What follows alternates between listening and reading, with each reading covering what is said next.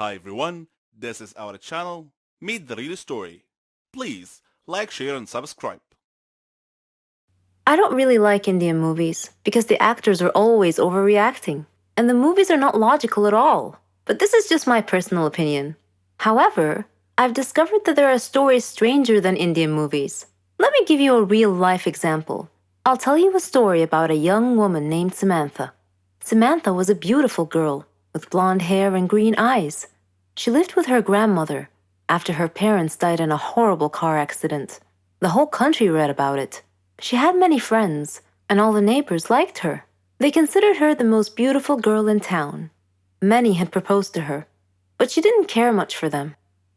One day, Samantha was walking alone down the street after visiting one of her friends. Suddenly, she had an eerie feeling that someone was following her. She began running and crying for help. Her follower began running and stopped her. He was an ugly man, pointing a knife in her direction. He asked her to hand over her purse. She threw it at him and made a run for it. The man said wait and made to stop her, but another man appeared out of nowhere and punched the thief, who fell unconscious. The brave and good Samaritan picked up Samantha's purse and handed it to her. He was very handsome, with green eyes, soft hair, and an amazing smile. He escorted her back home, and she felt that he was her knight in shining armor. She went inside and hugged her grandmother tight, who was a little surprised but smiled. Samantha was so happy that she gently pulled her grandmother to her feet, and they whirled around and danced playfully. The very next day, she was surprised when she answered the doorbell. Steve, the tall, handsome man, was standing there, holding flowers. He proposed to her, and she said yes. Thus began their love story. Then one day, Samantha was standing in the kitchen preparing dinner. Steve and her grandmother were out, but they were supposed to be back soon. Samantha had everything ready, and she set the table. The house door opened, and Steve walked in. Samantha went to greet him, but she felt dizzy and fainted. Steve quickly took her to the hospital. The doctor congratulated Steve, saying that he was going to be a father. Steve was ecstatic, but Samantha was not. Instead, she was shocked and nervous. She said that she was too young to have kids, that she wasn't ready to be a mother. Steve was taken aback and said, "But why? Don't you want him?" Things were different from that point on. Samantha tried to get an abortion several times, but Steve was always stopping her. She couldn't accept it. She blamed Steve, but Steve couldn't understand her. In her 7th month of pregnancy, Samantha was with her grandmother at the supermarket when she saw a small boy run onto the road.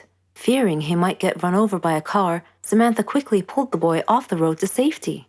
The boy's mother saw what happened and thanked Samantha, feeling so grateful and relieved.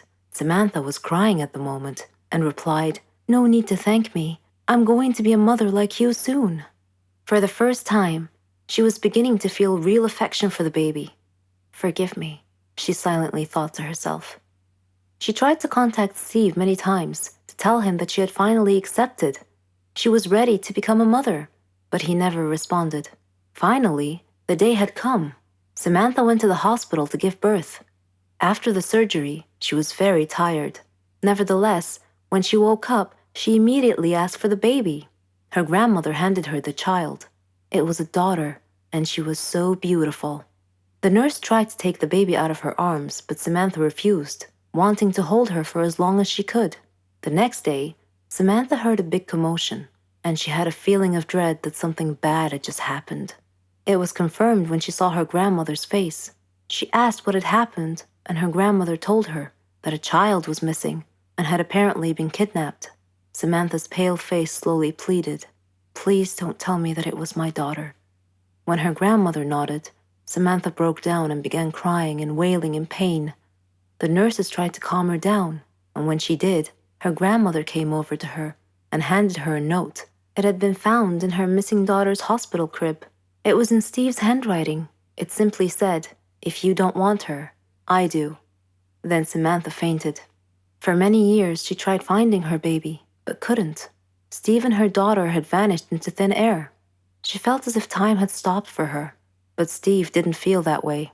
He raised their daughter into a beautiful young woman. He named her Margot. Whenever Margot asked about her mother, Steve would always tell her that her mother was dead. but he often told her stories about her mother and how much he had loved her. Margot's intuition, however, told her that her father wasn't being completely honest with her and that he was hiding some big dark secret. One day, Steve fell ill unexpectedly. He called Margot to him and told her that he was very sick and felt that he was going to die soon. He said that he wanted to reveal a secret that he had long kept from her, that her mother was actually alive, and that her name was Samantha. He told her that he had kidnapped her from the hospital at birth because her mother did not want a child. He regretted it and asked Margot to forgive him. He gave her Samantha's address, and soon after, he died. After his death, Margot decided to go looking for her mother. I am Margot, and I am now standing at my mother's address.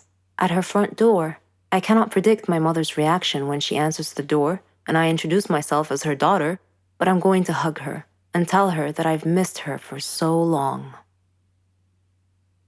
Hello, I'm Sarah. Ever heard of a phobia before? Don't worry, it's not contagious or anything. It just means you're scared of something in particular. Places, people, things. I have a phobia, but I don't like to talk about it, and I definitely don't want to be seen in that state. I was in my second year at college. I had been very busy that semester because we had a lot of assignments, and it was fine. I mean, I liked studying and completing tasks, but I was never a nerd or a geek. No. I like to dress nicely too. I have my own fashion and style. It wasn't easy making friends, though. There were two types of people at my school: smart nerds who couldn't care less how they dress, and complete airheads who dressed nice. I didn't fit in either one of those groups, so I basically kept to myself until one day I got assigned to do a task with a girl and a boy, Jane and Kyle. They didn't look nerdy at all, and I thought to myself, oh great, looks like I'll be doing all the work. But when we started talking about the project, they didn't just sit there or toss ridiculous retorts.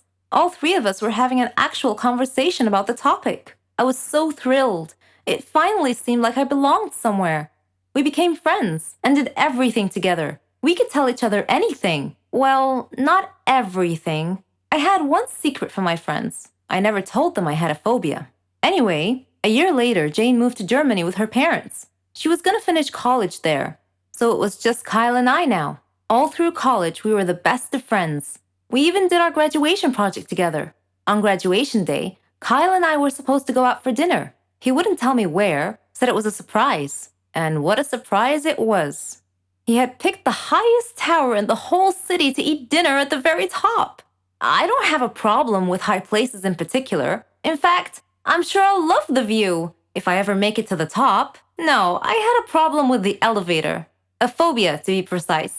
So we were standing at the base of the tower, and Kyle was happily listing all the great features and restaurants up there, but I didn't hear any of it. I was too busy fretting, frozen to the spot, desperately trying to find a way out of the situation.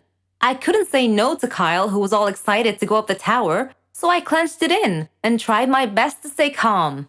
We got in the elevator, and the doors shut. I couldn't control what came after that. I was terrified, screaming and shouting hysterically, banging on the walls, then falling to the ground. Of course, I don't actually remember any of it. Kyle told me later on. The last thing I remember was the elevator doors shutting close. When I came to, I was at the hospital. Kyle was sitting by my bed looking worried. When he saw that I woke up and that I was feeling fine, he started laughing at me, saying, "Why didn't you tell me you had a phobia?"